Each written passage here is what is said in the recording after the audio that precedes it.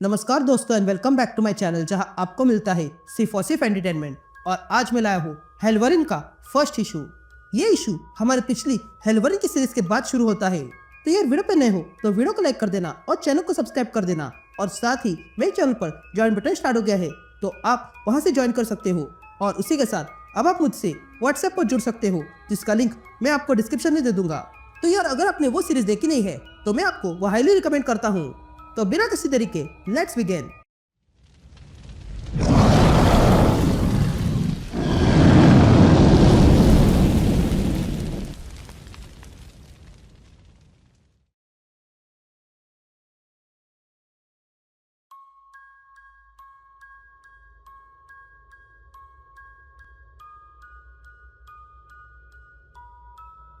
All right gang, तो issue की शुरुआत में हम अकीरो को देखते हैं जो कहीं पर आके सो जाता है।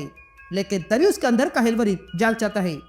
तभी हमें अकीरो की आवाज सुनाई देती है जो कहता है, मेरी लाइफ अब देश के उलझे हुए रास्तों की तरह ही बन गई है। मैं हर दिन जितना दूर हो सके उतना दूर जाता हूँ, लेकिन हर रात वो आ जाता है। तभी हम देखते हैं कि अकीरो अब हेलवरिन बन के कहीं पर निकल पड़ा है। तभी आगे अकीरो कहता है, मैंने सुना है कि बच्चा जब गर्भ में होता है तब वो अपनी माँ की सारी चीजें सीख लेता है। और कुछ इस तरह मेरे साथ हुआ। मैं जब अपनी माँ के गर्भ में था तब मेरे मौत और दर्द का स्वाद लिया। रोमुलस ने उस समय मेरी माँ को खत्म कर दिया, पर मैं बच गया। और उसके बाद मुझे एक फैमिली ने पाला पोसा। पर उस गांव में लोग मुझे ड्रैगन कहते थे। मुझे परेशान करने वाले एक बंदे को मैंने ही मार डाला, ठीक वैसे ही जैसे ही मैंने अपने एडॉप्टेड मदर को मार डाला। ये बातें मुझे बहुत समय तक याद रही, इसलिए मैंने ड्रैगन नाम अपना लिया, क्योंकि मुझे ऐसा लगता था कि मैं इस नाम के लायक हूँ। मेरे पिता वुल्वरिन है और मैं उन्हें ही इन सब के लिए ब्लेम करता हूँ, और इसीलिए मैं उन्हें इतने साल से ढूंढ रहा था ताकि उन्हें खत्म कर सकूं। तभी हम ड्रैगन को देखते हैं जो शॉप पे आता है और वहाँ का वॉशरूम यूज करता है। लेकिन तभी उसे वहाँ पर किसी इविल का सेंस होता है। ये जानते ही ड्रैगन तुरंत बाहर आके देखता है कि वहाँ पर एक आदमी चाकू निकालकर वहाँ के शॉपकीपर को मारने जा रहा था। और तब वो आदमी अपना चाकू उस शॉपकीपर को मारने जाता है, लेकिन ड्रैगन उसे रोकता है और कहता है, तुमने अब तक 7 लोगों को मारा है और जिनमें से कुछ को दफनाया है और कुछ को वुड्स में फेंका और एक को तो ट्रैश में फेंक दिया। ये कहते हैं ड्रैगन हेलवरिन की पावर यूज करके उस आदमी का हाथ जला देता है और फिर अगले पल हेलवरिन बन के उस आदमी को मार डालता है। अब सीन शिफ्ट होती है और हम जॉर्जिया देखते हैं जहाँ पर ड्रैगन आ चुका था। तभी ड्रैगन कहता है, ये बैगरागुल जो मेरे अंदर है उसकी कोई आवाज नहीं है, लेकिन जब भी मेरे आसपास कोई बुराई होती है तब ये बाहर आता है। और इस समय जो मेरे सामने ट्रक जा रहा है उसमें भी कई सारे लोगों को किडनैप किया गया है। ये कहते हैं ड्रैगन उस पूरे ट्रक को देखता है जिसमें लोग थे, और तब ये देखकर अचानक से हेलवरिन बाहर आ जाता है और बाहर आते ही वो ट्रक के टायर को अपने क्लॉथ से काट देता है। तभी हमें ड्रैगन की आवाज सुनाई देती है जो कहता है, मैं अब ना ही जीवित हूँ और ना ही मृत, मैं अब इन दोनों के बीच में लटका हुआ हूँ, क्योंकि बैगरागुल ने मुझे अपना होस्ट चुना है। वो युगों से मेफिस्टो के लिए काम करता था और वहाँ पर सजा देता था और कारीगरी करता था, पर फिर किसने उसे अर्थ पर बुला लिया और उसे शरीर दिया जो था ब्रांड नाम का लड़का। फिर उसके बाद बैगरागुल को एक और शरीर मिल गया और वो था वुल्वरिन। लेकिन फिर कुछ अजीब सा हुआ। ये किलिंग्स चलती रही, लेकिन मेरे पिता के स्वभाव से ये डीमन बदल गया, और जब इस डीमन को वुल्वरिन से बाहर निकाला गया तब उसे एक नया शरीर ढूंढना पड़ा जो वुल्वरिन की तरह ही था, और वो था मेरा शरीर। मैं उस समय सेवतों के हाथों से मारा गया था। इस डीमन ने मुझसे जुड़कर मुझे पुनः जीवित कर दिया और तब मैं बन गया हेलवरिन। यहाँ सीन शिफ्ट होती है और हम नॉर्थ कैरोलिना देखते हैं जहाँ पर ड्रैगन आके बैठा हुआ था। तभी ड्रैगन कहता है, मैंने अपने पिता को पीछे छोड़ दिया जो मेरी सहायता करना चाहते थे, और फिर मैंने प्रोजेक्ट हेलफायर को पीछे छोड़ दिया जो मुझे काम दे रहे थे, क्योंकि मुझे पता था कि मैं यहाँ सुरक्षित नहीं हूँ। और वैसे भी मुझे कुछ सवालों के जवाब चाहिए, जैसे कि मेरी ये नई लाइफ का आगे क्या होगा और क्या मैं भी पूरा हूँ। ये कहते ड्रैगन को कुछ आवाज सुनाई देती है, इसलिए वो मुड़ता है और देखता है कि उसके सामने एक औरत खड़ी थी जो अचानक से खांसने लगती है। ये देखकर ड्रैगन उसके पास जाने लगता है, लेकिन तभी वो औरत वहाँ से भागकर पास के झील में चली जाती है।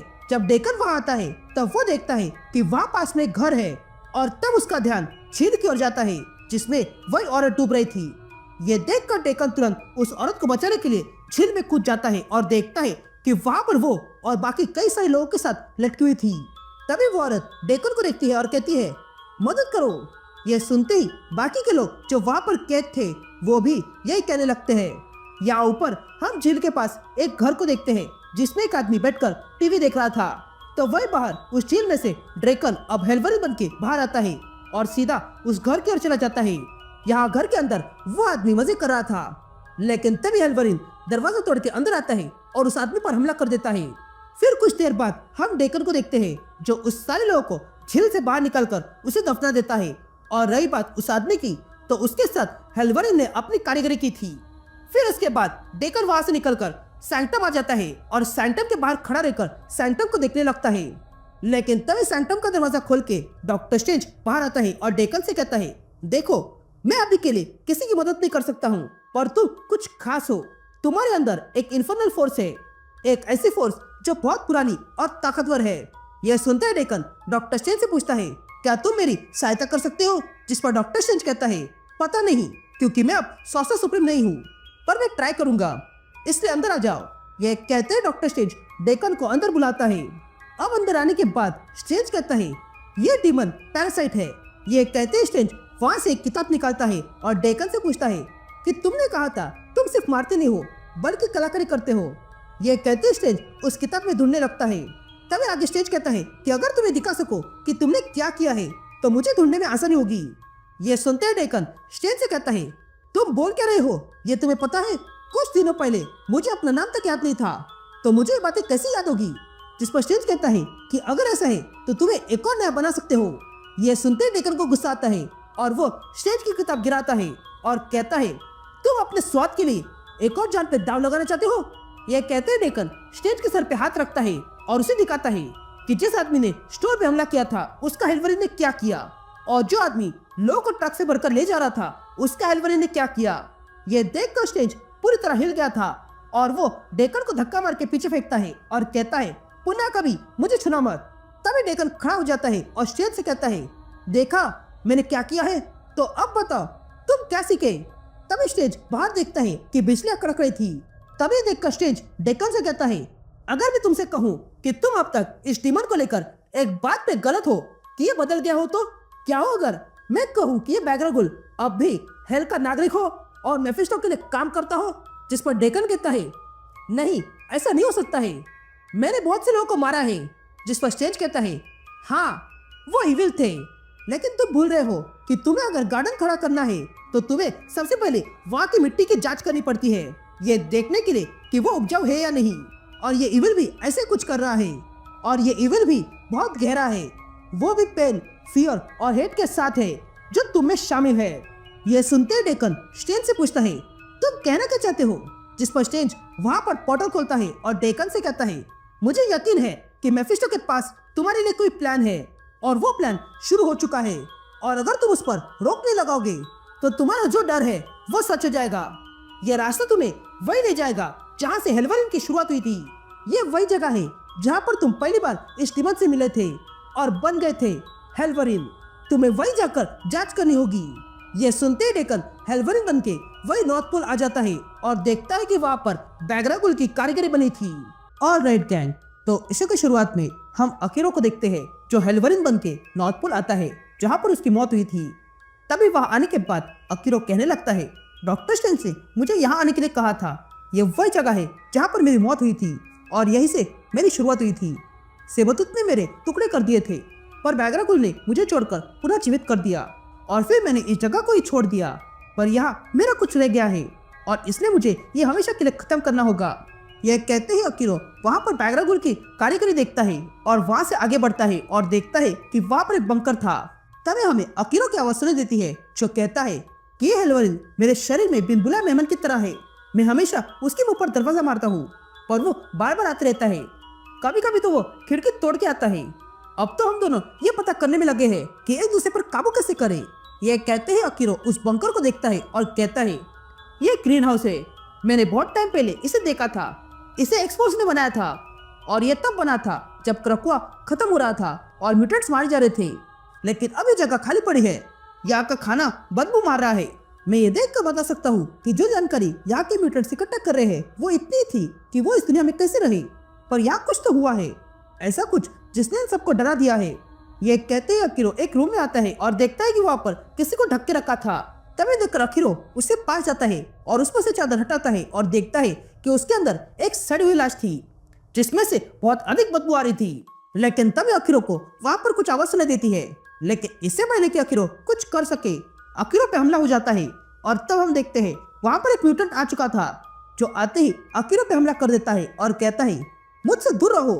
यहाँ इस हमले के बाद अखिरो के अंदर बैकग्राउंड जाग गया था और तब उसके जरिए अखिरो जान जाता है कि हमला करने वाला कोई बुरा आदमी नहीं है। इसलिए वो उसे पंच मार के नीचे गिराता है और कहता है मैं तुम्हें चोट नहीं पहुंचाना चाहता हूँ, पर मैं पहुंचा सकता हूँ। यह सुनते ही वो लड़का कहता है तुम उनमें से नहीं हो ना। ये सुनते ही अखिरो रुक जाता है और फिर अपना हाथ उस लड़के की ओर बढ़ाता है और उस लड़के से पूछता है तुम उसकी बात कर रहे हो ना जिसने उस लड़की की हालत बिगाड़ दी? अगर तुम उसकी बात कर रहे हो तो वो मैं नहीं हूँ, तुम मुझ पर भरोसा कर सकते हो। ये सुनते ही वो लड़का अखिरो का हाथ पकड़कर ऊपर उठता है। फिर कुछ देर बाद दोनों कॉफी पीने लगते हैं। तभी वो लड़का अखिरो से कहता है हमें से बाहर खुले में नहीं घूमना चाहिए, हमें यही चुप कर रहना चाहिए। यह सुनते ही अखिरो उस लड़के से उसका नाम पूछता है। तभी वो लड़का कहता है कि उसका नाम एवन है। तभी अखिरो एवन से पूछता है एवन तुम्हारे पास तो काइनेटिक एनर्जी चलाने की ताकत है और मेरे पास भी अपनी कुछ विशेषताएं हैं और इसलिए अब ये जगह सुरक्षित है, बस तुम्हें मुझ पर भरोसा करना होगा। और अब मुझे बताओ कि तुम यहाँ पर क्यों हो? जिस पर इवान कहता है कि मुझे आने का कारण वही है जो सबका था, मैं तो बस ऐसी जगह पर रहना चाहता था जहाँ पर मैं सुकून से रह सकूं। जिस पर अखिरो कहता है हाँ मैं समझ सकता हूँ यहाँ क्या हुआ होगा, लेकिन फिर भी तुम मुझ पर भरोसा कर सकते हो और अब नर्वस होने की आवश्यकता नहीं है। ये कहते ही अखिरो की आंखों से आग निकलने लगती है और तब अखिरो जाने अनजाने में इवांस की पावर से जुड़ जाता है। तभी हमें अखिरो की आवाज सुनाई देती है जो कहता है मैं अभी मेरे अंदर जो है उसकी लिमिटेशंस देख रहा हूँ। ये किसी कंपास की तरह है जो डार्कनेस कहाँ पर है ये दिखाता है। इस ग्रीन हाउस के सारे लोगों को एक काम दिया गया था जिसमें हंटिंग भी शामिल थी। एक म्यूटेंट थी जिसका नाम सेलिन था, जिसे शिकार करना पसंद था और जल्दी इवांस भी उसे ज्वाइन करने वाला था और फिर वे दोनों मिलकर बेयर, वुल्फ और सिर को पकड़ने वाले थे। लेकिन हवा के झोंके ने उन्हें परेशान कर दिया था, जिसके कारण सेलिन अपना शिकार नहीं कर पाई। लेकिन गोली चली थी जिसके कारण वो वुल्फ घायल हो गया था। इसलिए सेलिन उसका पीछा करने लगी और एक जगह पर आ गई और तब उसने देखा कि वहां पर तो गहरा गड्ढा है और उसके आसपास कई सारे जानवर मरे हुए थे। इस शिवांश को वहां पर किसी का होने का एहसास हो रहा था और वो उन दोनों को उसके पास लाना चाहता था ताकि उन्हें अपना रहस्य बता सके। इन दोनों को इस जगह के बारे में कुछ पता नहीं है, पर मैं जानता हूँ ये जगह वही जगह है जहाँ पर वैग्रागुन बंद करके रखा था। तभी हम देखते हैं कि अचानक से सेलिन हिप्नोटाइज हो गई थी और अगले पल वो आग से भरे हुए गड्ढे में कूद जाती है। तभी आगे अखिरो कहता है इवांस ने सेलिन को बाहर निकाला और उसे घसीटते हुए पुनः ग्रीन हाउस लेकर गया। लेकिन तभी बाकी के म्यूटेंट्स वही सुनकर परेशान हो रहे थे। तभी हम सेलिन को देखते हैं जिसे इवांस अंदर लेकर आया था और तब सेलिन के साथ कुछ होने लगता है और वो अगले पल उल्टी कर देती है और फिर तुरंत एक म्यूटेंट पर कूदकर उसे मारने लगती है। ये देखकर इवान तुरंत अपनी पावर का यूज करते हुए सेलिन को रोकने लगता है और कहता है रुक जाओ सेलिन और वापस आ जाओ। लेकिन तभी सेलिन इवान पर कूद जाती है। ये देखकर इवान सेलिन पर ही जबरदस्त वार करके उसे वहीं पर खत्म कर देता है। या इवांस अखिरो से कहता है तुम ये सब ऐसे देख रहे हो जैसे तुम यहाँ पर थे, पर यहाँ एक और बात है और वो ये है कि इसके बाद मैं छुपा रहा। मैं चाहता तो मदद कर सकता था पर मैंने नहीं की।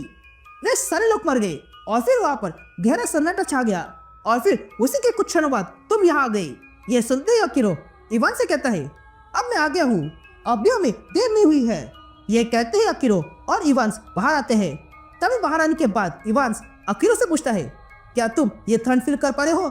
जिस पर अखिरो कहता है मेरे अंदर पहले से गर्मी है। तभी इवांस अखिरो से पूछता है मैं तुमसे पुनः पूछता हूँ मुझे तुमसे कोई डर नहीं है ना? क्योंकि मुझे पता नहीं है कि यहाँ पर क्या है और तुम यहाँ पर क्यों आए हो, पर फिर भी मैं तुम्हें वो अजीब जगह दिखा रहा हूँ। देखो वहाँ पर तो हड्डियों की कारीगरी बनाई गई है।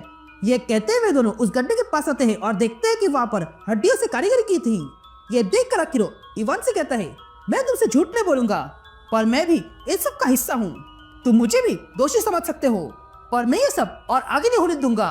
ये कहते अखिरो उस गड्ढे के बहुत समीप आता है और वहाँ पर कई सारे सोल्स देखता है और कहता है ये मॉन्यूमेंट खून का बलिदान देने से हुआ है और इनके अरेंजमेंट का एक मतलब होता है जैसे कि कॉम्पिटर्स के कोड का होता है। और अगर मैं गलत ना हूँ तो ये गड्ढा हेल को इस दुनिया में आने के लिए रास्ता बना रहा है, लेकिन ये मेरे लिए मैटर नहीं करता क्योंकि मैं इसे खत्म करने वाला हूँ। ये कहते ही अखिरो हेल 1 बन जाता है। लेकिन तब एक म्यूटेंट जो अब इन्फेक्ट हो चुका है वो बाहर आके हेल 1 पे हमला कर देता है। तब हमें अखिरो की आवाज सुनाई देती है जो कहता है मैं अपने लोगों को मारना चाहता हूँ, पर मुझे इनके अंदर से भी वही बदबू आ रही है। ये किसी डिमन की तरह है।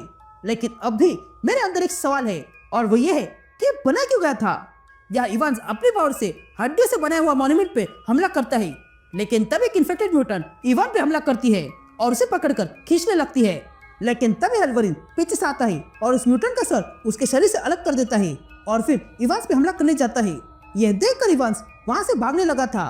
तभी हमें अकीरो की आवाज सुनाई देती है जो कहता है, एक बार अगर ये डीमन मुझ पर हावी हो गया तो उसके बाद मुझे ऐसा लगता है कि मैं तो ये सारा खेल पीछे की सीट पर बैठकर देख रहा हूँ। मैं इस इवान को बचाना चाहता हूँ, पर ये डीमन उसे बुरा समझ रहा है। या इवांस हेल्वरिन से बचते हुए कहता है, प्लीज ऐसा मत करो, तुमने मुझसे वादा किया था। यह सुनते ही हेल्वरिन रुक जाता है और तब अकीरो बाहर आने लगता है और तब वो हेल्वरिन का इस्तेमाल करके सीधा उस मॉन्यूमेंट पर हमला करता है और उस मॉन्यूमेंट को खत्म कर देता है। या इवान ये देख रहा था, लेकिन तभी उस गड्ढे में से एक और इन्फेक्टेड म्यूटेंट बाहर आता है और बाहर आके इवान का पैर पकड़ लेता है और इवान को खींच लेता है। या अकीरो उस मॉन्यूमेंट को पूरी तरह मिटाकर उसी को गड्ढे में फेंक देता है, लेकिन देखता है कि इवान भी उस गड्ढे में गिर चुका था। ये देखकर अकीरो वही दुखी होकर बैठ जाता है। तभी पीछे पोर्टल खुलता है और उसमें से डॉक्टर स्ट्रेंज बाहर आकर अकीरो से कहता है, मैं कुछ रिसर्च कर रहा था और मुझे पता चला है कि ये बहुत ही पुरानी और खतरनाक मैजिक है जो इस दुनिया में खुलेआम घूम रही है, और उस मैजिक का नाम है मैजिक ऑफ एन, और वो इंसानियत के पीछे है। ऑल राइट गैंग, तो इशू की शुरुआत में हम डॉक्टर स्ट्रेंज को देखते हैं जो अकीरो से कहता है म्यूटेंट्स के साथ बुरा हो रहा है। न्यूयॉर्क में नीचे जो सबवे है वहां पर म्यूटेंट सबवे कोऑर्डिनेटर ने ट्रेन रुकाई और वहां पर सारे लोगों को मार डाला। तो वही दूसरी ओर एक म्यूटेंट ने कॉर्नफील्ड में कुछ लोगों को मारकर लटकाया। इतना ही नहीं, स्वीडन के एक रेस्टोरेंट पे एक म्यूटेंट शेफ ने लोगों को मारकर खाने में परोसा। ये सारे म्यूटेंट्स उसी ग्रीन हाउस में थे जहाँ तुम थे, और वहीं पर ये लोग हेलिश अवतार से मिले। पर ये एक एपिक सेंटर है और ये हादसे बढ़ते जा रहे हैं। इसके कारण लोगों ने म्यूटेंट्स के प्रति गुस्सा और डर फैला दिया है। अब तो लोग म्यूटेंट्स को भला बुरा कह रहे हैं। ये कहते ही स्ट्रेंज अकीरो को कुछ न्यूज आर्टिकल देता है और कहता है, ये तुम्हारा प्रॉब्लम है अकीरो। यह सुनते ही अकीरो कहता है, क्या मेरा प्रॉब्लम। ये सुनते ही स्ट्रेंज अकीरो को ग्लोब दिखाता है और कहता है, तुम यहाँ पर ये लाल रंग के डॉट्स देख रहे हो, यहाँ पर कुछ तो हुआ है। ये मेफिस्टो कुछ बड़ा करना चाहता है और अकेले तुम ही हो जो इसे रोक सकते हो। ये सुनते ही अकीरो कहता है, मैं तो यहाँ तुमसे मदद मांगने आया था। जिस पर स्ट्रेंज कहता है, यही तो दुख की बात है, मैं तुम्हारी मदद नहीं कर सकता हूँ। तुमने स्वयं को साबित कर दिया और अब तुम कोई परेशानी नहीं हो। यह कहते हैं डॉक्टर स्ट्रेंज अकीरो को एक किताब देता है और कहता है, ये बुक ऑफ लेमेंटेशन है। ये एक प्रकार का कोडेक्स है जो तुम्हें शायद हेलिस साइफर के अगेंस्ट जवाब दे सकता है। मैंने इसे रेड लाइब्रेरी से चुराया था और अब ये तुम्हारा है। यह कहते ही स्ट्रेंज वो किताब अकीरो को देता है और कहता है, देखो मैं अब सॉर्सरर नहीं हूँ, इसके आगे मैं कुछ नहीं कर सकता हूँ। मैं सब ठीक कर सकता हूँ, पर उसके लिए मुझे एसगार्ड में कुछ समय बिताना होगा। जिस पर अकीरो कहता है, तुम ऐसे नहीं छोड़ सकते हो, इस दुनिया को तुम्हारी आवश्यकता है और मुझे भी। जिस पर स्ट्रेंज कहता है, मैं वापस आऊंगा और जब मैं वापस आऊंगा तब मैं पहले से भी अधिक ताकतवर हो जाऊंगा, जिससे कि मैं तुम्हारी मदद कर पाऊँ।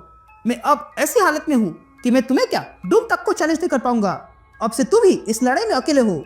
यह कहते स्ट्रेंज अकीरो को कई पर टेलीपोर्ट करता है।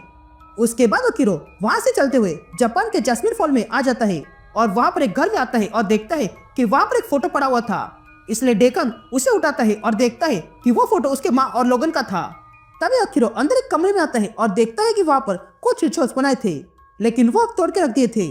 तभी वहां आकर अकीरो वो छेद जो खुल गया था उसे बंद करता है और देखता है कि वहां पर किसी तरह की डिजाइन बनी थी।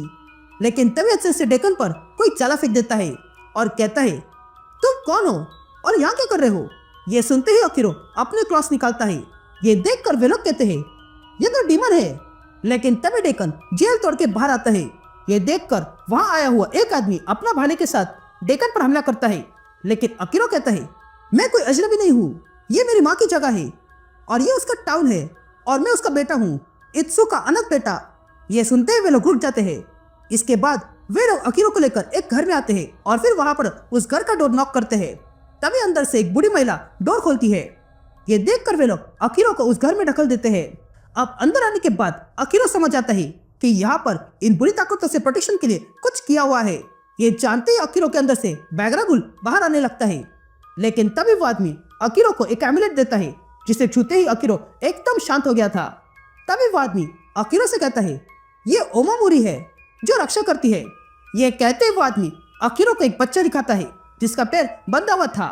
तभी देखकर अकीरो उस आदमी से पूछता है, ये लड़का कौन है? जिस पर वो आदमी कहता है, ये मेरा बेटा है और इस गांव का आखिरी बच्चा। जिस पर अकीरो पूछता है, इसे बांध के क्यों रखा है? जिस पर वो आदमी कहता है, वो इसलिए क्योंकि इसकी रक्षा की जाए, वो भी उस औरत से और मुझसे। यहाँ हम एक आदमी को देखते हैं जो लाल कलर का कपड़ा पहने हुए उसे गांव में आ रहा था और फिर वो अकीरो के पुराने घर में आ जाता है और फिर वहां पर पूजन हो जाता है। तभी हमें वही आदमी की आवाज सुनाई देती है जो अकीरो से कहता है, ये सब कुछ उस लाल कपड़े पहने हुए आदमी के आने से शुरू हुआ। हम में से किसी को भी उसका फेस याद नहीं है।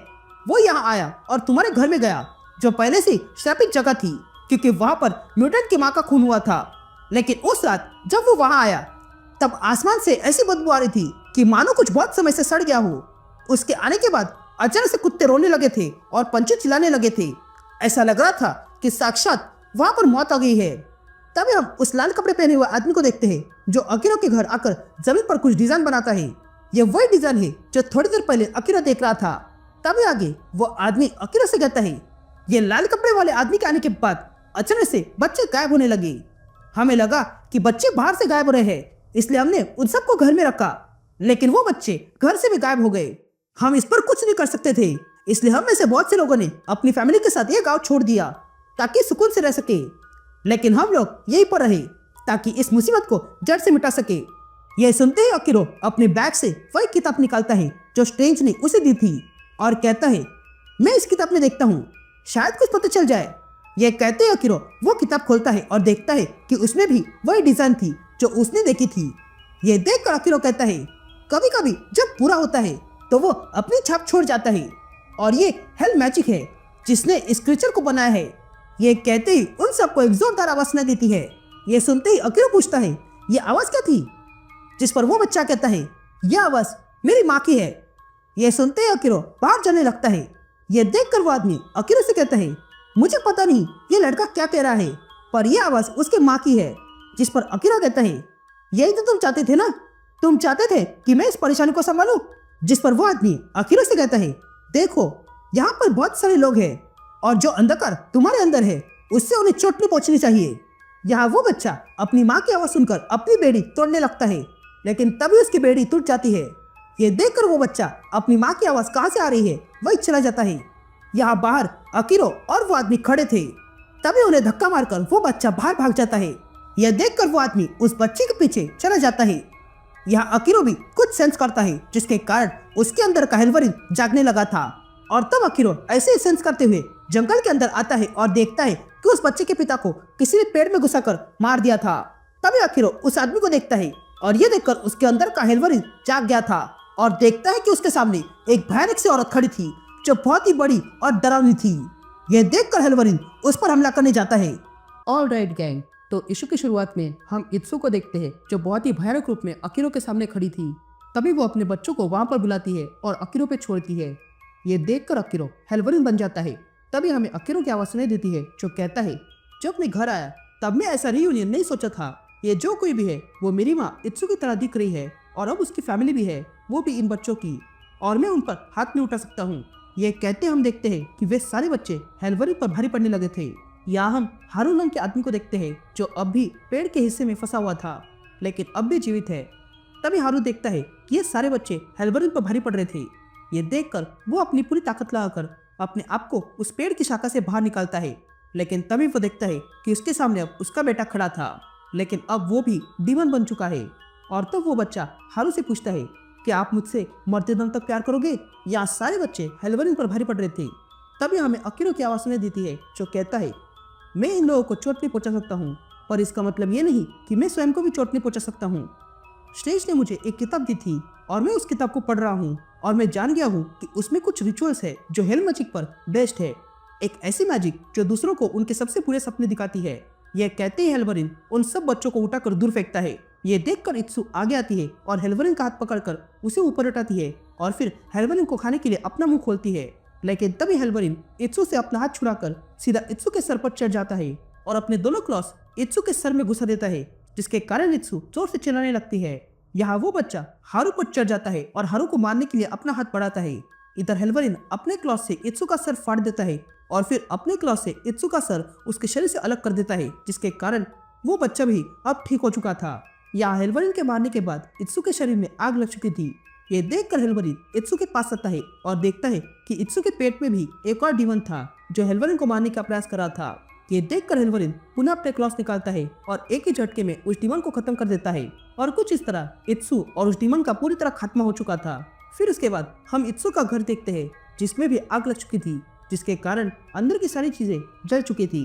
तभी हेल्वरिन कहता है कि यहाँ जो कुछ भी हुआ उसके लिए मेफिस्टो जिम्मेदार है, ना कि म्यूटेंट्स जो हमेशा से जिम्मेदार ठहराते हैं। ये बात मैंने उन गाँव वालों को समझाई। तभी अकीरो हारू के पास आता है और कहता है, तुमने मुझे ये ओमामुरी दिया, लेकिन अब ये तुम्हारा है और मदद के लिए धन्यवाद हारू। जिस पर हारू कहता है, ये अब तुम्हारा है क्योंकि मुझे ऐसा लगता है कि आगे तुम्हारे लिए ये काम आएगा। फिर उसके बाद अकीरो वहां से निकलकर कहीं और चला जाता है और तब अकीरो कहता है, मैंने पहले इस दुनिया को बहुत घाव दिए हैं, नॉर्थ पोल में जब सेबतुत ने मुझे मारा, फिर उसके बाद जैस्मिन फॉल में रोमुलस ने मेरी माँ को मारा। ये सारी चीजें मेफिस्टो जानबूझकर इस्तेमाल कर रहा है ताकि मुझे पीड़ा दे सके और साथ ही म्यूटेंट्स के नाम पर लोगों में हेट फैला सके। और इसलिए मैं अब जेनोशा आ चुका हूँ। ये वही जगह है जहाँ पर मेरे पिता वुल्वरिन ने मुझे डुबाया था। अभी के समय में ये जगह जिनोशा नाम से जानी जाती है और यहाँ पर भी लोग रहते हैं क्योंकि उन्हें यहाँ अच्छा लगता है। पर यहाँ पर भी म्यूटेंट्स को लेकर परेशानी है। यहाँ पर एक ग्रुप है प्रोमैंस नाम का जो अपने आप को मिलिट्री वाले समझते हैं और ये लोग म्यूटेंट्स को ढूंढते हैं और मार डालते हैं। मुझे अब छुपना चाहिए क्योंकि ये लोग ऐसे म्यूटेंट को ढूंढ रहे हैं जो हुबहू मेरी तरह दिखता है। यह कहते ही अकीरो चोरी छुपे आगे बढ़ता है, लेकिन देखता है कि वहाँ पर भी लोगों के साथ कुछ अजीब हो रहा है। किसी की खिड़की पर अचानक से मॉइस्चर होने लगा है, तो किसी के घर के नल में पानी अचानक से बंद हो गया है, तो कोई अचानक से घर के टब में ही डूबकर मर रहा है, तो कोई पानी पीकर, यहाँ तक कि कुछ लोग सोते हुए पानी में डूबकर मर गए। ये सब देखने के बाद अकीरो एक पाइप के पास आता है और देखता है कि उसमें से पानी निकलकर सीधा सीवर में जा रहा है। ये देखने के बाद अकीरो को वो पल याद आता है जब वुल्वरिन ने उसे डुबा दिया था। तभी अकीरो वहां से आगे आता है और उस पानी को देखने लगता है, लेकिन तभी प्रोमैंस का एक आदमी अकीरो को देख लेता है और उसे पूछता है, तुम कौन हो और तुम्हारा नाम क्या है? जिस पर अकीरो कहता है, देखो मैं तो यहाँ। लेकिन तभी वो आदमी अकीरो को रोकता है और कहता है, मैंने तुमसे तुम्हारा नाम पूछा था और अगर नहीं बताओगे तो मैं तुम्हारा सर फोड़ दूंगा। ये कहते हुए आदमी पानी से होते हुए आगे बढ़ने लगता है, लेकिन तभी अचानक से उस पानी में से एक हाथ बाहर आता है और उस प्रोमैन को लेकर अपने साथ सीवर में चला जाता है। यहाँ अकीरो ये देख रहा था और तब वो उस आदमी को बचाने जाता है, लेकिन तब तक बहुत देर हो चुकी थी। तभी अकीरो देखता है कि वहाँ पर प्रोमैंस के और भी लोग आ चुके थे। ये देखकर अकीरो वहाँ से भागने लगता है। यहाँ हम एक फल वाले को देखते हैं जो अपने दुकान के बाहर की जगह को धो रहा था। तभी अकीरो वहाँ से भागते हुए चला जाता है, लेकिन तभी हम देखते हैं कि उस पानी में किसी का फेस बन रहा था और अगले पल उस पानी में से कोई बाहर आता है जो दिखने में अकीरो की तरह था। अब आप समझ गए होंगे कि ये आदमी वही म्यूटेंट है जिसके बारे में अकीरो कुछ देर पहले बात कर रहा था। तभी वो म्यूटेंट पानी में से बाहर आता है। ये देखकर वो फल वाला चौंक गया था, लेकिन तभी वहां पर प्रोमैंस के लोग आ जाते हैं और कहते हैं, वो आदमी कहाँ गया? लेकिन तभी दूसरा प्रोमैन कहता है, उसे छोड़ो, पहले इस म्यूटेंट को ठिकाने लगाओ। ये कहते ही एक प्रोमैन आगे आता है, लेकिन तभी वो म्यूटेंट पानी के बुलबुले में फंसाकर उसे मार डालता है और दूसरे को पानी में डुबाकर। तभी तीसरा प्रोमैन हमला करता है, लेकिन वो म्यूटेंट उस आदमी के अंदर पानी घुसाकर उसे भी मार डालता है। अब सिर्फ एक ही प्रोमैन बचा था और वो एक्स लेकर इस म्यूटेंट को मारने आता है। ये देखकर वो म्यूटेंट उस प्रोमैन को मारने जाता है, लेकिन तभी बीच में अकीरो अपने क्लॉज डाल देता है, जिसके कारण उस म्यूटेंट का पानी ही गायब हो गया था। तभी अकीरो आगे आता है और उस प्रोमैन से कहता है, तुम यहाँ से चले जाओ और जाने से पहले एक बात याद रखना कि तुम्हें मारने वाला म्यूटेंट है और बचाने वाला भी म्यूटेंट। यह सुनते ही वो म्यूटेंट अकीरो पे हमला कर देता है, जिसके कारण अकीरो अब डूबने लगा था। लेकिन तभी अकीरो को उस समय कुछ अजीब सा फील होता है और तब उसे मेफिस्टो की आवाज सुनाई देती है जो कहता है, मुझसे लड़ना बंद करो ड्रैकन, वरना मैं तुम्हें वापस वही कब्र में भेज दूंगा जहाँ से तुम आए हो। ऑल राइट गैंग, तो इशू की शुरुआत में हम अकीरो को देखते हैं जो पानी में डूब रहा था। तभी हमें अकीरो की आवाज सुनाई देती है जो कहता है, डूब कर मरना सबसे बुरा मरना है और मैं ये जानता हूँ। ये कहते ही अकीरो देखता है कि वो पानी में डूबते हुए अचानक से कहीं आ गया था और तब वहां पर मेफिस्टो आता है और वहां आते ही वो अपना हाथ ऊपर करता है और तब हम देखते हैं कि मेफिस्टो ने अकीरो को पकड़ के रखा था क्योंकि अकीरो अब हेल में आ चुका है। तभी मेफिस्टो अकीरो को पास लाता है और कहता है, बात क्या है डेकन, सांस नहीं ले पा रहे हो क्या? अब मैं समझा समस्या क्या है। ये कहते ही मेफिस्टो अपनी उंगली अकीरो के मुंह में घुसाता है और कहता है, तुम्हारे अंदर कुछ है और वो वहां अंदर है। ये कहते ही मेफिस्टो अपना पूरा हाथ अकीरो के मुंह में घुसाता है और एक क्रीचर को बाहर निकालता है और कहता है, ये रहा वो। ये कहते ही मेफिस्टो बैगरागुल को बाहर निकालता है और कहता है, ये बैगरागुल मेरा तोहफा है जो तुम्हें ताकत दे रहा था, जो अब तुम्हारे काम का नहीं है। तुम्हें एक सबक सीखना होगा। ये कहते ही मेफिस्टो बैगरागुल को ऑर्डर देता है अकीरो को मारने के लिए। तभी बैगरागुल अकीरो को उठाकर दीवार पे लटकाता है और तब हम देखते हैं कि बैगरागुल के ना होने के कारण अकीरो का शरीर अब बहुत ही बेकार हो चुका था। तभी मेफिस्टो अकीरो के पास आता है और कहता है, अब मुझे अच्छे ऑडियंस मिल चुके हैं, अब तुम जानोगे मैं क्या कर सकता हूँ। यह कहते ही मेफिस्टो अकीरो को सारे म्यूटेंट्स दिखाता है और कहता है, अब तक म्यूटेंट से लोग डरते थे क्योंकि वे लोग सुपीरियर है। उनका इवोल्यूशन इंसानों का अंत दर्शाता है। हो सकता है वो गुलाम बन जाए या खत्म हो जाए। अगर मैं म्यूटेंट्स को कंट्रोल कर पाया तो मैं सिर्फ डर ही नहीं बल्कि पूरे प्लेनेट को अपने मुट्ठी में कर लूंगा। तुम अब भी इसका हिस्सा बन सकते हो क्योंकि तुम मेरे सबसे पावरफुल एजेंट हो जो केओस और सफरिंग फैलाता है। और अगर तुम ये नहीं करना चाहते हो तो यही सड़ते रहो। तुमने मेरा मॉन्यूमेंट तोड़ा है और इसलिए अब मैं तुम्हारा शरीर तोड़ूंगा। तुम्हारे अंदर 7 मिलियन नर्व्स है, उन्हें मैं एक एक करके बाहर निकालूंगा क्योंकि मुझे इसमें आनंद आता है। यह तुम्हारे बारे में ही है ड्रैकन। तो बताओ तुम चाहते क्या हो, क्योंकि मैं तुम्हें पहले पूछ नहीं पाया और पूछने आता तो तुम मुझे रिजेक्ट कर देते। तो आज तुम्हारे लिए अवसर है इस डेविल के साथ सौदा करने के लिए। तो क्या तुम मुझे ज्वाइन करोगे? क्या तुम मेरे लिए काम करोगे और इस दुनिया को बदलोगे? यह कहते मेफिस्टो ड्रैकन को उठाता है और उसे ठीक करता है। तभी हमें अकीरो की आवाज सुनाई देती है जो कहता है, अभी के लिए मुझे मेरे अंदर कोई इनसिक्योरिटीज फील नहीं हो रही है। ऐसा लगता है कि वो हमेशा के लिए खत्म हो गए हैं। तो अगर मैं जीना चाहता हूँ तो ये रिवेंज या स्पाइट में होगा और न ही स्वयं के लिए होगा बल्कि दूसरों के लिए होगा। यहाँ मेफिस्टो अभी अकीरो के जवाब की प्रतीक्षा कर रहा था, लेकिन तभी अकीरो बैगरागुल को अपने पास बुलाता है और फिर अपने क्लॉथ से उस पर निशान बनाता है।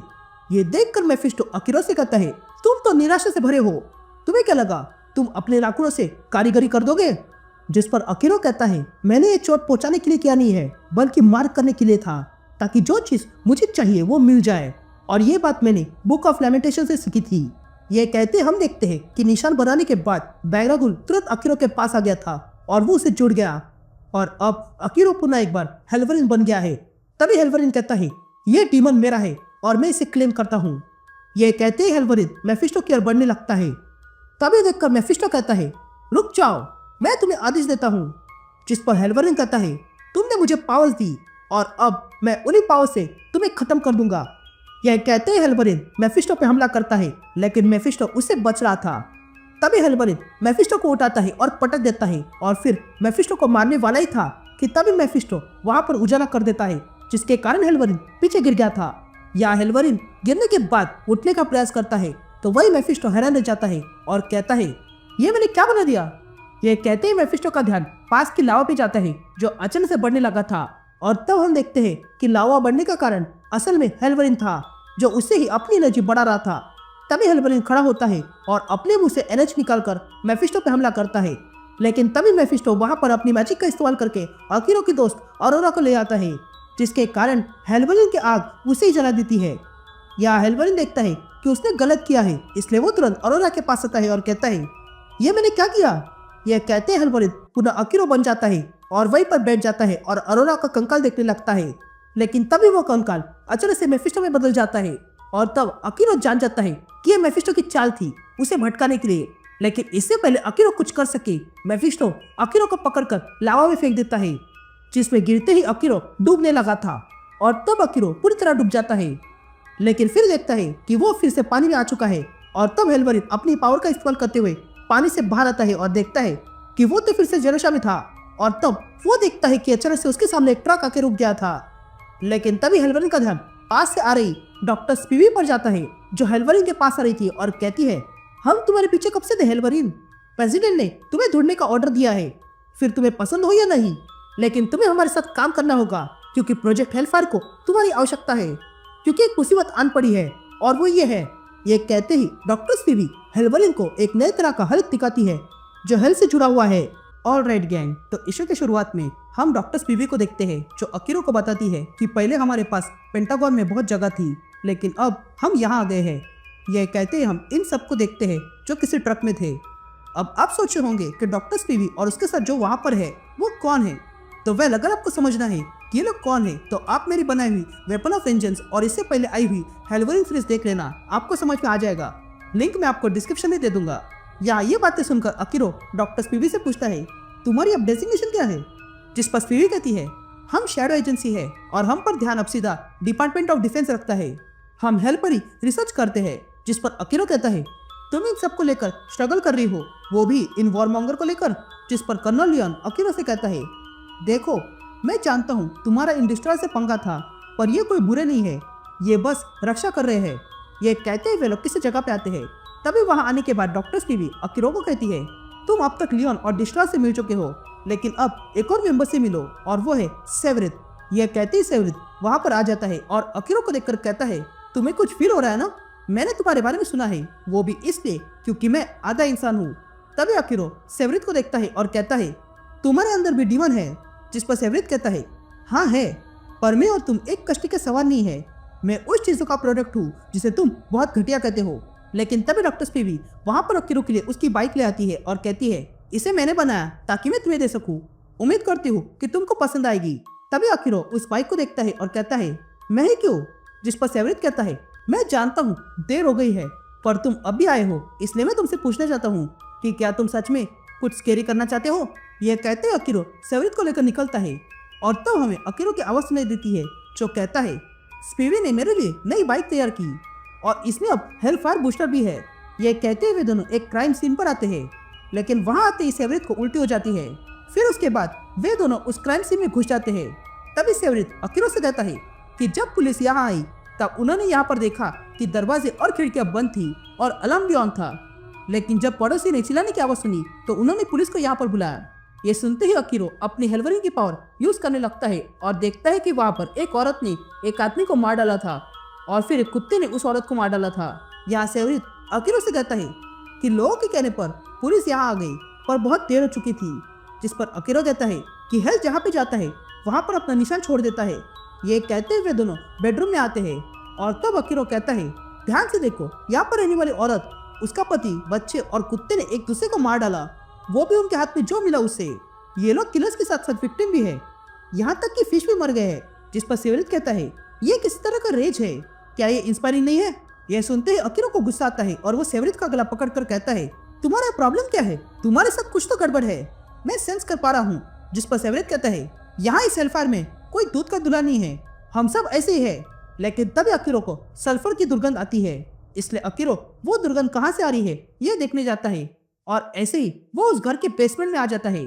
तभी देखकर सेवरिथ अकीरो से कहता है कि इस फैमिली ने ये घर अभी खरीदा था, वो भी सस्ते भाव में, क्योंकि यहाँ पर काफी सारे कंस्ट्रक्शन क्रू का एक्सीडेंट हुआ था। ये सुनते ही अकीरो तुरंत हेल्वरिन को बाहर निकलता है ताकि वो अपने तरीके से जांच करे और हेल्वरिन भी वही करता है। हेल्वरिन वहाँ पर उस देश में एक सुरंग ढूंढ लेता है और ये देखकर सेवरिथ खुश हो रहा था। तभी हेल्वरिन उस सुरंग को ढूंढने के बाद उस सुरंग में क्या है ये देखने जाता है और उसे वहाँ पर हेल की उंगली दिखाई देती है। अब सीन शिफ्ट होती है और हम डॉक्टर स्पीवी को देखते हैं जिसके पास हेल की उंगली आ चुकी थी और तब वो उस उंगली को देखकर कहती है, अगर ये लोग यहाँ रहने न आती तो हमें ये उंगली कभी नहीं मिलती। तो अब तुम समझ गए होंगे अकीरो, तुम्हारे अंदर जो है वो हमारे कितने काम का है। ये कहते स्पीवी वो उंगली अकीरो को देती है, जो उस उंगली को लेकर एक डिपार्टमेंट में चला जाता है और देखता है कि वहाँ पर हेल को बनाया जा रहा था। ये देखकर सेवरिथ अकीरो से कहता है, इस हेल को हेलो कहो अकीरो। यहाँ हम स्पीवी को देखते हैं जो ये सारी चीजें देख रही थी। यहाँ अंदर अकीरो सेवरिथ से कहता है, एक मिनट, मुझे लगा था कि तुम मुझे इस हेल को रोकने के लिए आए हो, ना कि बनाने के लिए। ये सुनते ही सेवरिथ कहता है, हम दोनों के गोल्स एक दूसरे से जुड़े हैं और सच ये है कि डॉक्टर स्पीवी की एक बिल्ली हुआ करती थी जिसका नाम आर्किमिडीज था। वो एक दिन मेरे पीछे छुपके से यहाँ आ गई, लेकिन जब मुझे पता चला तब तक बहुत देर हो चुकी थी। उसने स्वयं को ही खत्म कर लिया था। ये कहते हम देखते हैं कि वहाँ पर रखी हुई मशीन्स ने वो उंगली हेल के हाथ से जोड़ दी थी और जोड़ती हम देखते हैं कि हेल का हाथ जीवित हो चुका था। या अकीरो सेवरिथ से पूछता है, तुम जानते हो तुम क्या कर रहे हो? अगर ये हाथ बाहर निकल गया तो कितनी तबाही ला सकता है। या सीन शिफ्ट होती है और हम अकीरो को देखते हैं तो सिचुएशन रूम में आ चुका था। तभी स्पीवी अकीरो से पूछती है, कहो तुम क्या पूछना चाहते हो? जिस पर अकीरो कहता है, मैं सच जानना चाहता हूँ और वो ये है कि ये जो तुम बना रही हो वो अब तक मेरे बिना बना रही थी, तो फिर ऐसा क्या हुआ कि मेरी अचानक से आवश्यकता पड़ गई और तुम इसके साथ क्या करना चाहती हो?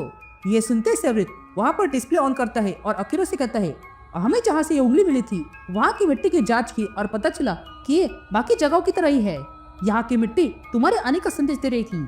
यह सुनते ही अकीरो कहता है, ये क्या बोल रहे हो? जिस पर सेवरित कहता है, तुम्हें मेरी चिंता नहीं करनी चाहिए।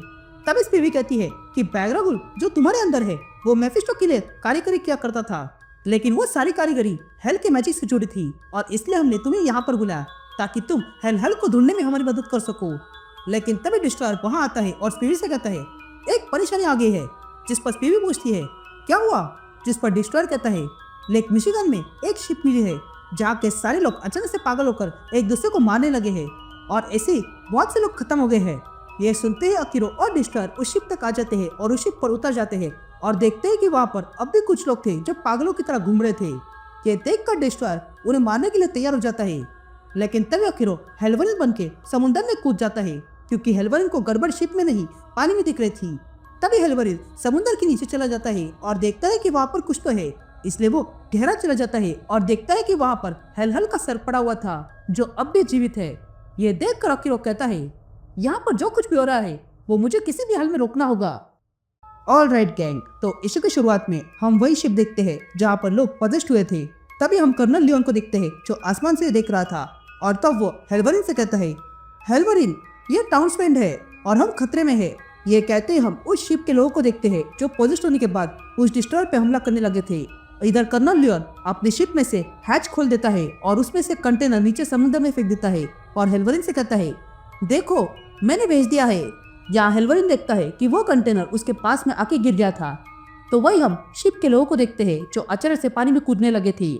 यहाँ हेलवरिन हेल का सर उठाता है और उस कंटेनर की ओर चलने लगता है, लेकिन तभी हेलवरिन उस हेल को देखता है जिसकी आंखों से आग निकल रही थी और जब वो हेल की आंखों में देखता है तब उसे एक अजीब तरह की मशीन दिखाई देती है जिसके आसपास अजीब से लोग घूम रहे थे।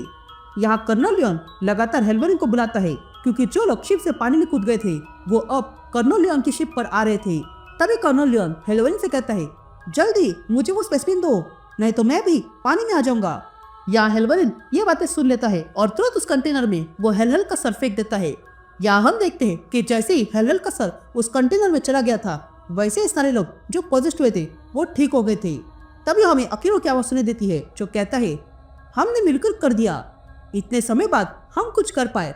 अब मुझे ये करके बहुत सुकून मिला है, पर अब भी कुछ खालीपन है और मुझे नहीं लगता कि ये हेल के टुकड़े शिकार कर रहे हैं, बल्कि ये तो उससे भी बड़ी कहानी लग रही है। अभी के लिए ये सर कंटेनर में है और ये कंटेनर हेल से मिले धातु से बना है, पर मैं भी इसके अंदर की रेंज को फील कर पा रहा हूँ। ये किसी गुस्सेल आवाज की तरह है जो दीवारों के पार आती है। ये हेल की बॉडी से लो फ्रीक्वेंसी आ रही है जिससे हम भी समझ नहीं पाएंगे, पर इस हेल के सर से बहुत स्ट्रॉन्ग सिग्नल आ रहे हैं। यह कहते ही अकीरो उस कंटेनर को खोलता है और उसमें से हेल का सर बाहर निकलता है। तभी अकीरो कहता है कि डॉक्टर स्पीवी को लगता है कि ये अब भी एक्टिव है और मैं इसका माइंड चाहता हूँ, इसका मिशन चाहता हूँ, इसकी मेमोरीज चाहता हूँ। ये कहते ही अकीरो वो हेल की मेमोरी को देखने लगता है और तब वो देखता है कि हेल के साथ एक्सपेरिमेंट किया गया था और इसमें मेफिस्टो शामिल था, लेकिन उसके साथ एक और आदमी भी था जिसे हेलवरिन देख नहीं पा रहा था।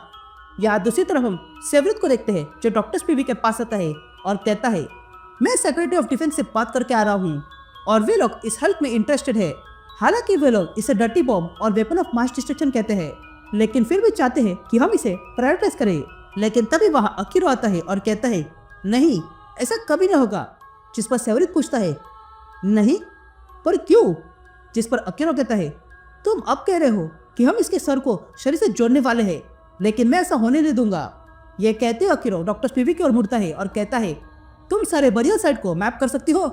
यह सुनते स्पीवी मैप करने लगती है।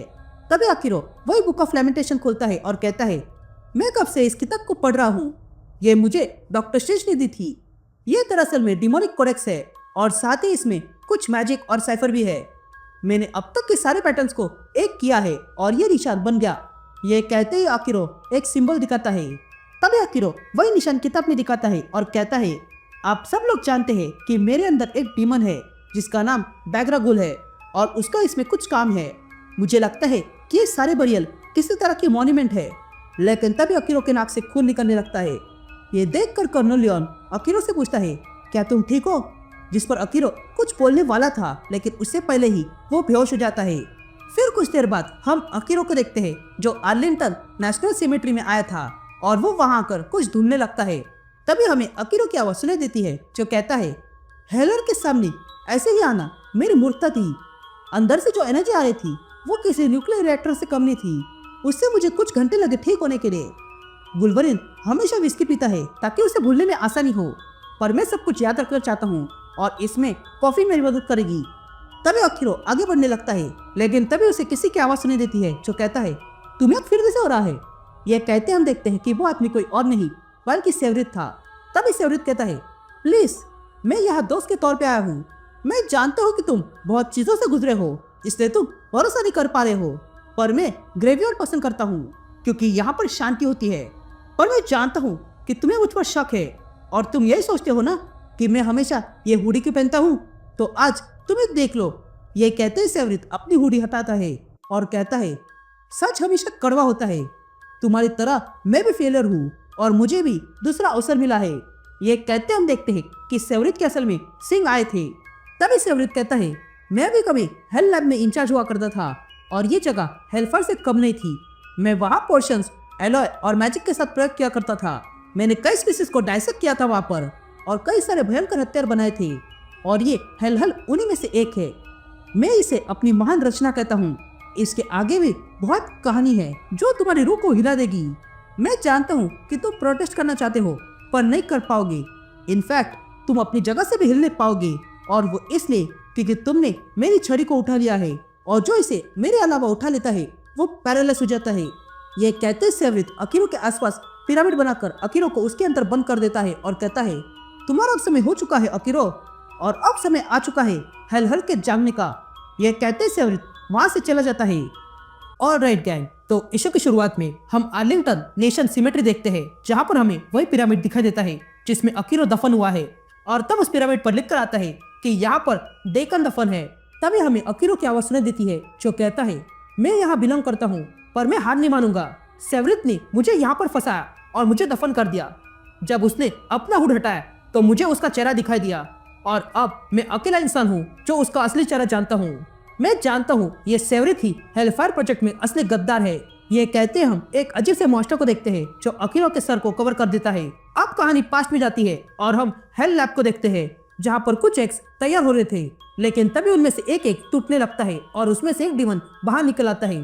तभी हमें अकीरो की आवाज सुनाई देती है जो कहता है, इस सेवरित के इरादे तो कुछ और ही है।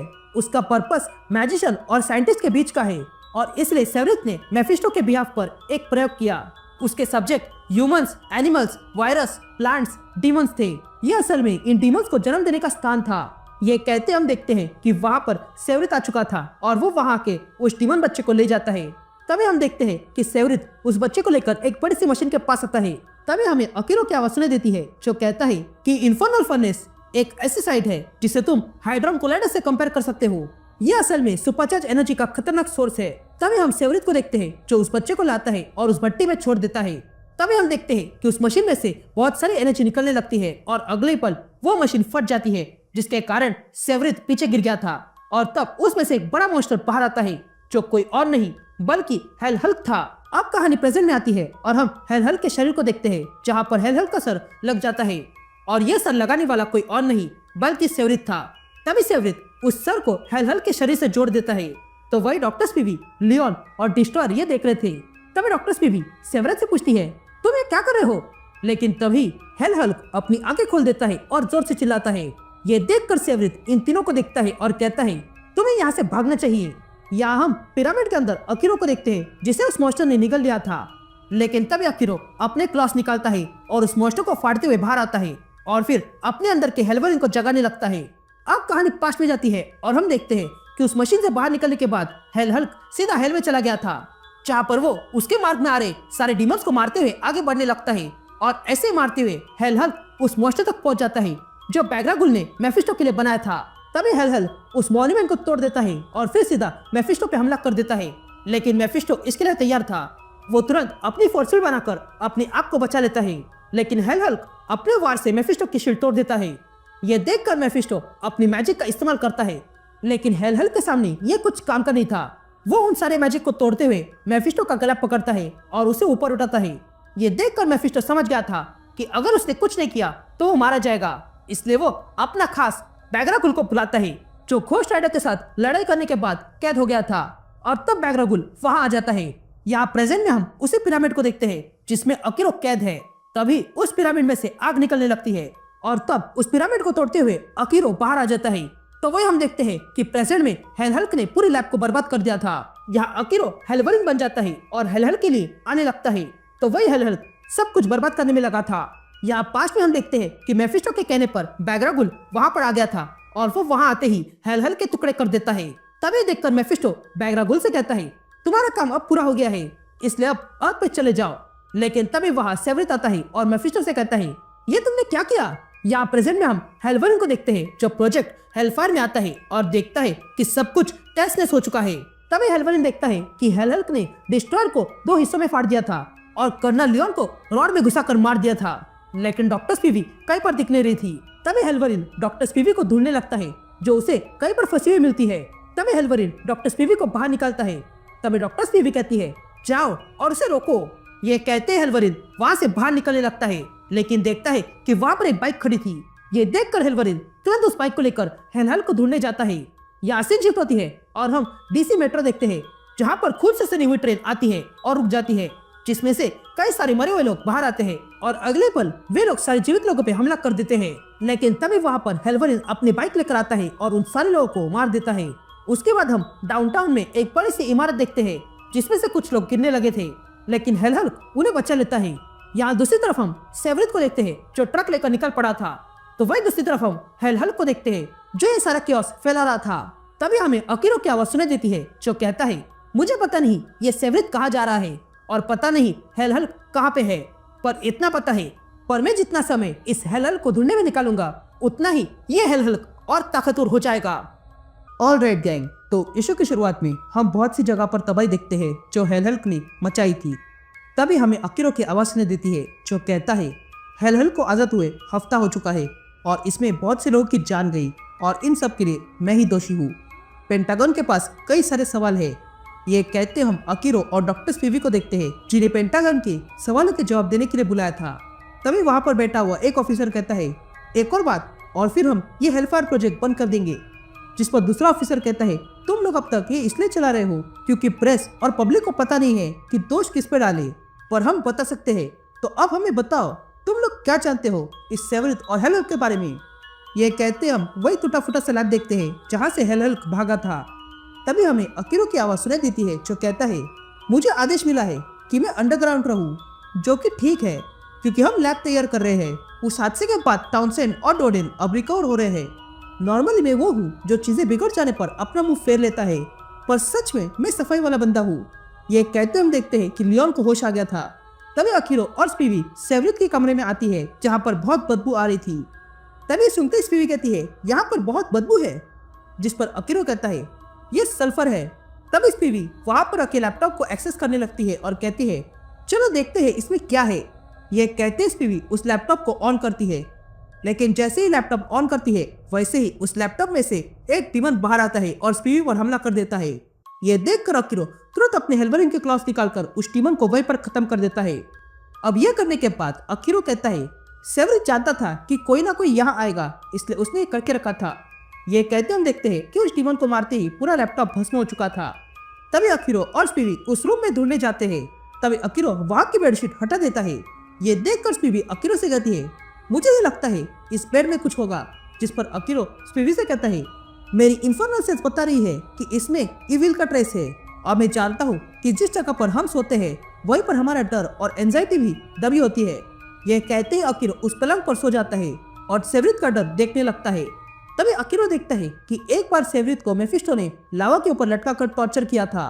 तभी हमें अकीरो की आवाज सुनाई देती है जो कहता हूँ, मैं समझता हूँ कि सेवरित ये सब क्यों कर रहा है। उसे बस बदला चाहिए, वो भी उस शख्स से जिसे वो अपना पिता मानता था। और मैं इससे रिलेट कर सकता हूँ क्योंकि मैंने भी कभी यही किया था। यह कहते अकीरो जाग जाता है। तभी स्पीवी अकीरो से पूछती है, तुमने क्या देखा। जिस पर अकीरो कहता है, वो एक और ट्रैप बना रहा है ताकि मेफिस्टो इस दुनिया पर आए और एक बार मेफिस्टो यहाँ आ गया तो वो कमजोर हो जाएगा और वो कमजोर हो गया तो उसे मारा जा सकता है। अब सीन शिफ्ट होती है और हम आर्लिंगटन सिमेट्री देखते हैं, जहाँ पर अकीरो आ जाता है और कहता है पेंटागन चाहते हैं कि मैं शांत रहूं, पर मुझे खुली हवा चाहिए और साथ ही अकेला रहना चाहता हूँ। यह कहते वहां पर अरोरा आ जाती है और अकीरो से कहती है तुम्हारे फोटोज सोशल मीडिया पर घूम रहे हैं, इसलिए मैं तुम्हें ढूंढ रही थी और इसलिए मैं इस ग्रेवयार्ड में आ गई क्योंकि मुझे पता था तुम यही मिलोगे। तभी अकीरो अरोरा को समझाने जाती है, लेकिन अरोरा अकीरो को चाटा मारती है और फिर किस करती है और कहती है कुछ तो अलग है इस बार। जिस पर अकीरो कहता है कुछ नहीं, सब कुछ अलग है। मैंने तुम्हें बताया नहीं मैं जीवित हूँ, क्योंकि मैं हूँ ही नहीं। यह कहते अकीरो अरोरा को अपनी पावर सिखाता है। तभी हम अकीरो और अरोरा को बात करते हुए देखते हैं। तभी हमें अकीरो की आवाज सुनाई देती है जो कहता है हमने रात भर बात की जिसमें सेवरिन की भी बात निकली थी। मैं जानता था कि वो ऐसा जाल बनाएगा जिसमें अर्थ और हेल फंस जाए, और मुझे यह भी लगता है कि हेल का बैकबोन उता है, पर हेलफायर के आगे प्रोजेक्ट के लिए मैं ये नहीं कर सकता हूँ। तभी अकीरो अरोरा से कहता है तुम्हें अब जाना होगा, जिस पर अरोरा कहती है नहीं मुझे करने दो। यह कहते अरोरा वहां से चली जाती है। तभी हमें अकीरो की आवाज सुनाई देती है जो कहता है जैसे ही वो चलेगी वैसे ही मुझे पता चला कि मैंने बहुत बड़ी गलती की है। अब मुझे डर लग रहा है, इसलिए मैं रोग होने वाला हूँ। मैं जानता हूँ कि यह हेल्प प्रोजेक्ट मेरे लिए सब कुछ था, किसी फैमिली की तरह, और अब मैं उससे ही अलग हो रहा हूँ क्योंकि अरोरा खतरे में है। यह कहते हम अकीरो को देखते हैं जो हेल्वरिन बन के निकल पड़ता है। तभी हेल्वरिन उता में आ जाता है और देखता है कि वहां पर लाशों से बना हुआ एक बड़ा एंट्रेंस था। ये देखकर हेल्वरिन तुरंत इसके अंदर घुस जाता है और कहता है ये गेट हेल के मैजिक से बना है और जो भी इसके अंदर जाता है वो बाहर निकल नहीं सकता है। अब मैं समझा कि मैं अब तक हेल और सेवरिन को क्यों नहीं ढूंढ पाया, क्योंकि वे लोग यही इस दुनिया में छुपे हुए हैं और ये दुनिया हेल की पॉकेट डायमेंशन पर है जहाँ पर सिर्फ और सिर्फ बुराई है। ये कहते हेल्वरिन वहां पर गैस स्टेशन दिखता है। तभी हेल्वरिन वहां देखता है कि वहां पर किसी की लाश लटकाई हुई थी। ये देखकर हेल्वरिन पास में खुले हुए सुपरमार्केट में घुस जाता है और देखता है कि वहां पर बस खून ही था, और तब वो देखता है कि उस सुपरमार्केट में बहुत से लोगों के सर रखे हुए थे। और तब हेल्वरिन को वहां पर अरोरा दिखाई देती है जो खून को साफ करने में लगी थी। तभी अरोरा हेल्वरिन को देखती है और कहती है मैं जानती थी तुम यहाँ आओगे। ये कहते हम अरोरा का फेस देखते हैं जो खून से भरा हुआ था। तभी अरोरा अपना फेस छुपाने लगती है और तब यहाँ ये रिवील होता है कि ये अरोरा नहीं बल्कि मेफिस्टो था, जो अपने असली रूप में आ जाता है और कहता है मैं तो बस बैगरागुल से बात करने आया हूँ, लेकिन तुम चिंता मत करो, अरोरा एकदम ठीक है। यह कहते मेफिस्टो हेल्वरिन को दिखाता है कि उसने अरोरा को हेल में बांध के रखा है। तभी मेफिस्टो हेल्वरिन से कहता है ये तो बस प्रीव्यू है उसका जो आने वाला है, पर तुम बदल सकते हो। बस तुम्हें मेरा एक काम करना होगा और वो ये है कि तुम्हें जाके उन दोनों को रोकना होगा। यह कहते हम हेल्क और सेवरिन को देखते हैं जो अपना प्लान पूरा करने में लगे थे, और तब यह देखकर सेवरिन बहुत खुश होता है। ऑल राइट गैंग, तो इशू की शुरुआत में हम हेल्वरिन को देखते हैं जो हेल में आ गया था। तभी हेल्वरिन का सामना मेफिस्टो से होता है और तब दोनों के बीच लड़ाई शुरू हो जाती है। तभी हमें अकीरो की आवाज सुनाई देती है जो कहता है हर कोई जानता है कि तुम शैतान पर भरोसा नहीं कर सकते हो, पर मेफिस्टो ने मेरे सामने एक ऑफर रखा है और मैं उसे मना नहीं कर सकता हूँ।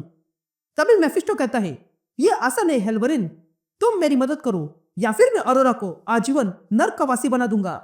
यह कहते ही मेफिस्टो अरोरा को टॉर्चर करने लगता है। तभी हम देखते हैं कि वहां पर हेल्वरिन और सेवरिन आ चुके थे। तभी हमें मेफिस्टो की आवाज सुनाई देती है जो हेल्वरिन से कहता है हम दोनों का एक ही शत्रु है। ये सेवरिन कभी मेरे लिए काम करता था और मैंने ही उसे पनिश किया था, इसलिए वो मुझसे बदला लेना चाहता है, पर वो मूर्ख है, उसने हेलहर का इस्तेमाल किया मुझे मारने के लिए। तो तुम्हें क्या लगता है ये एरिया पहले से कमजोर जगह थी, यहाँ से अर्थ और हेल के लिए बहुत ही कम जगह है, लेकिन हेलहर से जो एनर्जी निकलती है वो हदें पार कर रही है।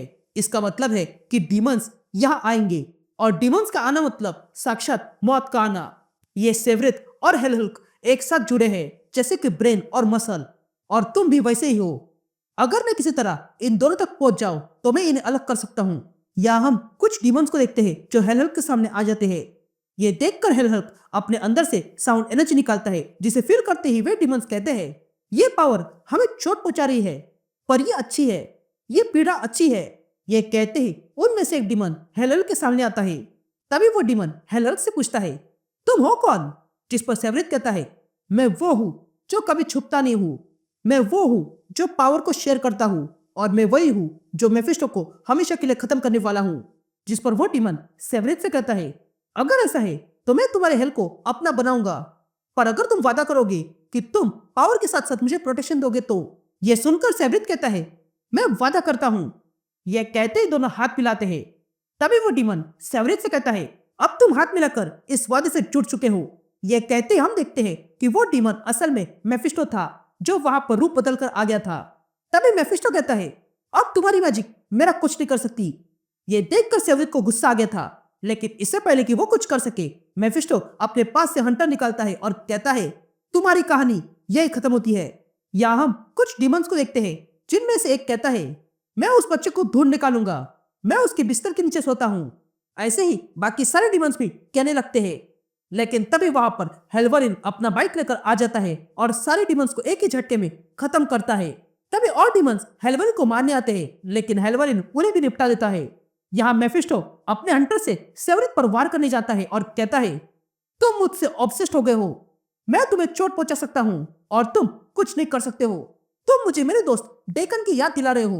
उसे भी ऐसे फील हो रहा था, वो भी अपने फादर को लेकर, और यही बात ने उसे खत्म कर दिया। ये कहते हुए मेफिस्टो हमला करता है, लेकिन सेवरिस उस वार से बचते हुए कहता है, मैं भले ही तुम्हें चोट नहीं पहुंचा सकूं मेफिस्टो, पर यह पहुंच सकता है। यह कहते ही वहां पर हेलहल्क आ जाता है। यहाँ मेफिस्टो अपने हंटर से सेवरिस को बांध देता है, तो वही सेवरिस हेलहल्क की बेड़ियां खोल देता है। यहाँ मेफिस्टो सेवरिस से कहता है, क्या तुम्हें तुम्हारी हड्डियों के टूटने की आवाज आ रही है? यह कहते ही मेफिस्टो सेवरिस को फेंक देता है और कहता है, इस बार जो होगा वो पिछली बार से बहुत बुरा होगा। लेकिन तभी हेलहल्क मेफिस्टो पर हमला कर देता है और मेफिस्टो को जोरदार पंच मारता है। लेकिन मेफिस्टो तुरंत वहां से गायब होकर हेलहल्क के पीछे आता है और हेलहल्क से कहता है, तुम में बहुत पोटेंशियल है, बस तुम्हारे अंदर डिसिप्लिन की आवश्यकता है और वो आके ही रहेगी। यह कहते ही मेफिस्टो अपने हंटर से हेलहल्क पे हमला करता है, लेकिन हेलहल्क एक ही वार से उस हंटर को तोड़ देता है और मेफिस्टो को जोरदार पंच मार के पीछे फेंकता है। यहाँ हेल्वरिन सारे डीमंस को मारते हुए आगे बढ़ रहा था, लेकिन तभी उसके बाइक पर हमला हो जाता है, जिस कारण हेल्वरिन नीचे गिर गया था। तभी हेल्वरिन देखता है कि उसे गिराने वाला असल में सेवरिस ही था। तभी सेवरिस हेल्वरिन से कहता है, तुम्हें दफन रहना चाहिए था। यह कहते सेवरिस हेल्वरिन पर अपने मैजिक से हमला करता है। यहाँ हेलहल्क मेफिस्टो को उठाता है और दीवार पे मारता है और फिर पकड़कर धरती में घुसाता है और ऐसे ही मेफिस्टो की हालत खराब कर देता है। तो वही दूसरी ओर सेवरिस अपनी मैजिक से डेकन को पकड़ के रखा था और फिर डेकन के अंदर से बैग्रागुल को बाहर निकालने लगता है, जिस कारण डेकन को तकलीफ होने लगी थी। तभी हमें डेकन की आवाज सुनाई देती है, जो कहता है, मेरे अंदर एक डीमन है और पहले मुझे लगता था कि वो कोई पैरासाइट है जिसे बाहर निकालना होगा, पर जब से मैंने और बैग्रागुल ने हाथ मिलाया है, तब से मैंने जाना है कि हम दोनों अलग सर्वाइव नहीं कर सकते हैं। यहाँ बैग्रागुल बाहर आ चुका था। यह देखकर सेवरिस खुश होता है, लेकिन तभी पीछे से एक हेल की पावर से इन्फ्यूज्ड चेन आती है और वो चेन सेवरिस को बांध देती है। यह देखकर सेवरिस भी हैरान था और तब हम देखते हैं कि वहां पर हेल्वरिन की मदद के लिए प्रोजेक्ट हेलफायर आ चुके थे और उनके साथ अरोरा भी थी।